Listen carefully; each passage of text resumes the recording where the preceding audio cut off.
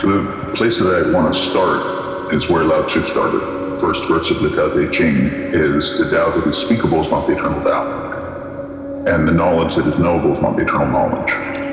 So the moment we try to say, here's the sense I've made of reality, and I'm going to convert all of reality and what is real, what is meaningful, the true, the good, the beautiful, I'm going to try to convert that to a couple sentences or to a book, it's definitely going to be wrong.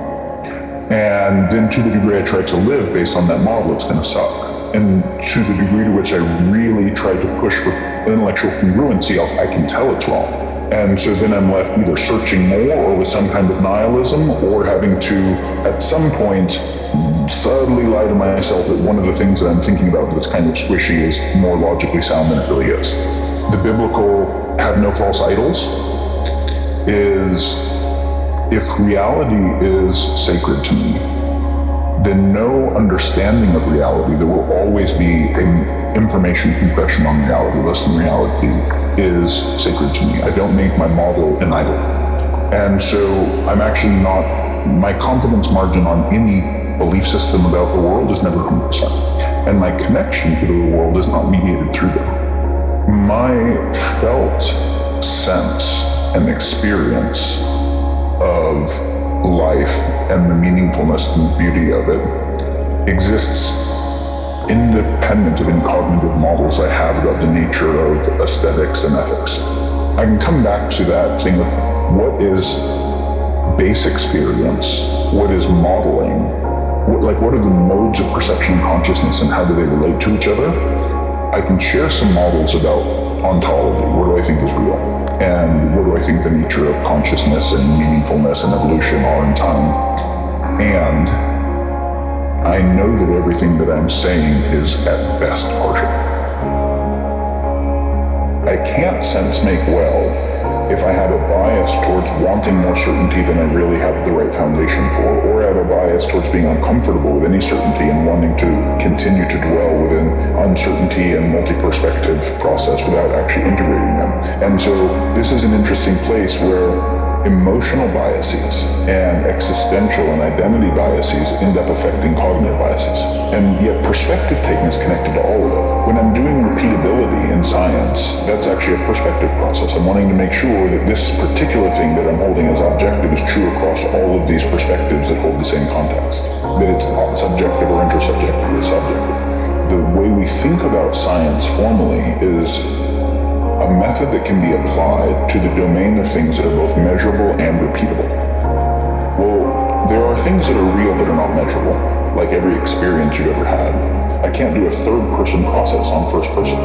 And there's also lots of real stuff that is measurable but not repeatable, like all novel phenomena. So we start to realize that science is necessary but not sufficient to understand the nature of reality. There are some philosophical assumptions about what third person means, what first person means, and what the relationship between first and third person are, or reifying what we mean by subjective, what we mean by objective, and what the relationship between subjective and objective are. There is a deeper process that says that to even define observation or experience or measurement well, there are these binding of the concepts that are necessary and sufficient, and there's a triplicate kind of binding. Ethics actually lives in the relationship between the subjective and the objective. And if we can define a formal philosophy there, a formal metaphysics there, then the epistemology of the objective, which will be a reified philosophy of science, is now founded in something that also can give us a epistemology of the subjective and an epistemology of the relationship between the subjective and the objective. So you've got idealism, physicalism, and then dualism, which is kind of sloppy, and then some kind of integral monism. And I would say that idealism and physicalism are both reductionist in exactly the same way, but meters of each other. And most methods of dualism are just sloppy, and they're also not asking, is the relationship between subjective and objective part of the class of subjective, or is it part of the class of objective? Or is it neither? Is it a third distinct ontological class? The impulse to see the correlated things and ask which one is causally primary ends up being a mistaken impulse.